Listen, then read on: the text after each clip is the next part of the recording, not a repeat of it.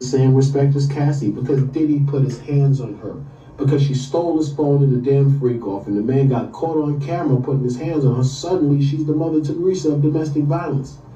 People, this is a horrible misconception that is being totally manipulated by people because they need Cassie's domestic violence to hate Diddy. You really don't need Cassie's domestic violence to hate Diddy. People, there is a million different reasons to hate Diddy other than Cassie. People, you need to accept the truth of what this is. Cassie is not a victim of that RICO. She is most certainly a victim of domestic violence, yes. She is certainly a victim of domestic physical abuse, yes, people. But it's not because of those sexual encounters. It's because she was in a relationship with a super rich and powerful man who was also horribly toxic and a drug addict. Those are the recipes for domestic violence. When you're constantly in a relationship with someone who is drugged up all the time, emotionally imbalanced, and has a super ego, women, you're gonna get your behind kicked. You know why? Because the second you don't do something that man likes, he's gonna put his hands, feet, and legs up your behind and make you do it. See, you need to understand something, people.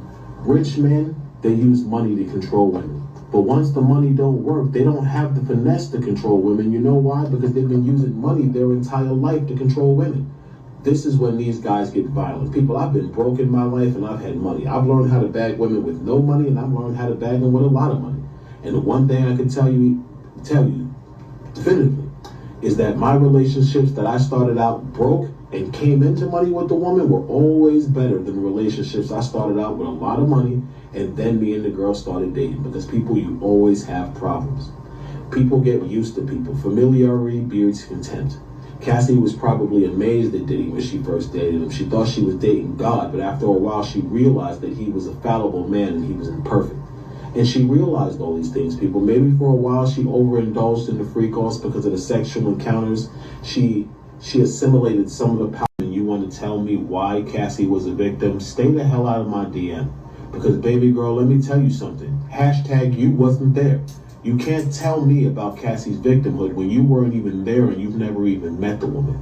And that's the sad part about many of these women in this biased Me Too movement and these advocates for domestic violence.